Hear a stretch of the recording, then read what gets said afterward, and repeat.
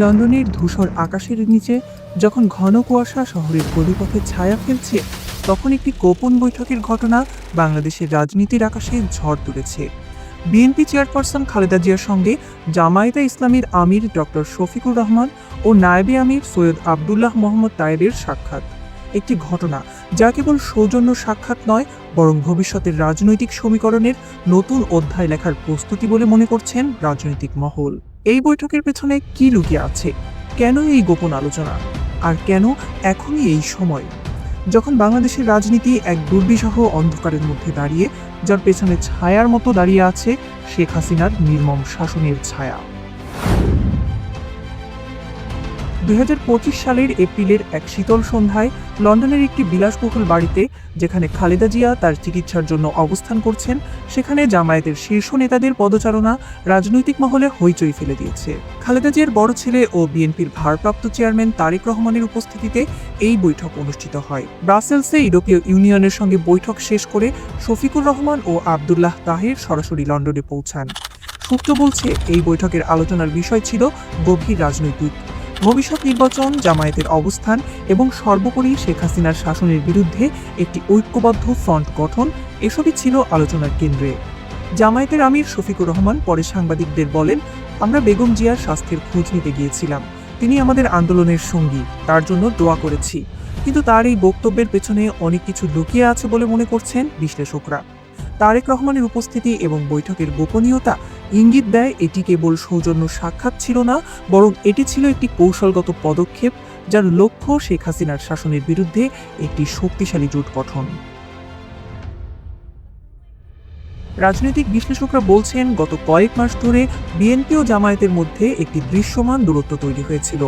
মাঠের রাজনীতিতে দুই দলের কর্মীদের মধ্যে সংঘর্ষ, নেতাদের পারস্পরিক সমালোচনা, এক সময়ের মিত্ররা যেন একে অপরের প্রতিপক্ষে পরিণত হয়েছিল।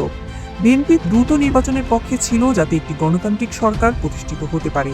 অন্যদিকে জামায়াত সংস্কারের পর নির্বাচনের পক্ষে। এই ভিন্ন দৃষ্টিভঙ্গি দুই দলের মধ্যে ফাটল ধরিয়েছিল। বিশ্লেষকদের মতে, এই দূরত্ব আরও গভীর করেছেন শেখ হাসিনা। ভারতে বসে তিনি বিএনপি জামায়াতকে বিচ্ছিন্ন করে দুর্বল করতে চাইছিলেন, যাতে বিভেদের সুযোগ নিয়ে বা কোনো একটা দলের ঘাড়ে চেপে আবার ক্ষমতায় ফিরতে পারেন।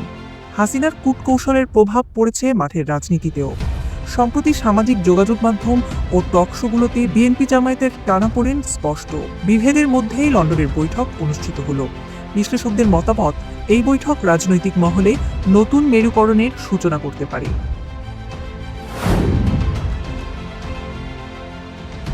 রাজনৈতিক বিশ্লেষকরা বলছেন, শেখ হাসিনা, যিনি 2024 সালের 5 আগস্ট ছাত্র জনতার গণ অভ্যুত্থানে ক্ষমতাচ্যুত হয়ে ভারতে পালিয়ে যান, তিনি বর্তমানে ভারতের প্রধানমন্ত্রী নরেন্দ্র মোদীর আশ্রয়ে রয়েছেন। বিশ্লেষকদের একাংশের মতে, শেখ হাসিনা ভারতে অবস্থান করে বাংলাদেশের রাজনীতিতে প্রভাব বিস্তারের চেষ্টা চালাচ্ছেন। তারা দাবি করেন, হাসিনা ভারতে বসে আওয়ামী লীগের নেতাকর্মীদের নির্দেশনা দিচ্ছেন এবং উস্কানিমূলক বক্তব্যের মাধ্যমে দেশে অস্থিতিশীলতা সৃষ্টির চেষ্টা করছেন। বিএনপি ও জামায়াতের মধ্যে দূরত্ব তৈরির পেছনেও তার কৌশল কাজ করেছে। তিনি জানেন, এই দুই শক্তি এক হলে তিনি আর ক্ষমতায় ফিরতে পারবেন না। বিশ্লেষকরা বলছেন, দুই দলের বিভেদ চলমান থাকলে সেটা তার ক্ষমতায় ফেরার বড় অস্ত্র হতে পারে। কিন্তু লন্ডনের বৈঠক এই অস্ত্রের ধার কমিয়ে দিয়েছে।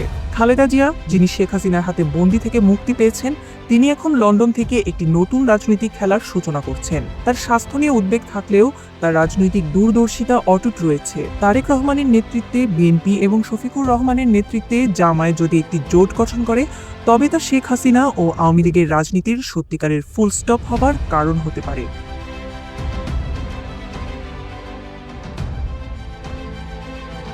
এই বৈঠকের পর বাংলাদেশের রাজনীতি একটি টার্নিং পয়েন্টে দাঁড়িয়েছে। বিএনপি চায় দ্রুত নির্বাচন, যেখানে তারা জয়ী হওয়ার ব্যাপারে আত্মবিশ্বাসী।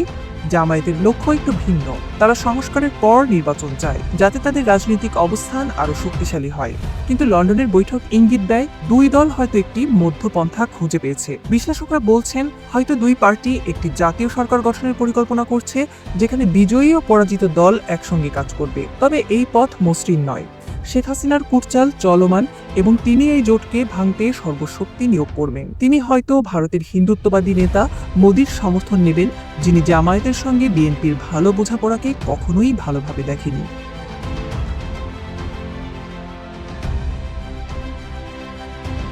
লন্ডনের সেই বৈঠক শেষ হয়েছে। কিন্তু এর প্রভাব এখনো শুরু হতে বাকি। খালেদা জিয়া, যিনি একসময় বাংলাদেশের প্রথম নারী প্রধানমন্ত্রী হিসেবে ইতিহাস গড়েছিলেন, তিনি এখন লন্ডনের একটি হাসপাতাল থেকে নতুন ইতিহাস লেখার প্রস্তুতি নিচ্ছেন। শফিকুর রহমান ও তারেক রহমানের হাত ধরে বিএনপি ও জামায়াত যদি একটি ঐক্যবদ্ধ ফ্রন্ট গঠন করে, তবে তা নতুন দিনের সূচনা করতে পারে। কিন্তু এই পথে লুকিয়ে আছে বিপদ। শেখ হাসিনা, যিনি রাজনীতির মঞ্চে একজন নির্মম খেলোয়াড়, তিনি চুপ করে বসে থাকবেন না। তিনি তার শেষ অস্ত্রটি ছুড়বেন এবং তা হবে বিভেদের বিষ। হাসিনা সফল হবেন কিনা সেই জবাব সময়ই বলে দেবে। বাংলাদেশের রাজনীতির মঞ্চ এখন নতুন নাটকের জন্য প্রস্তুত।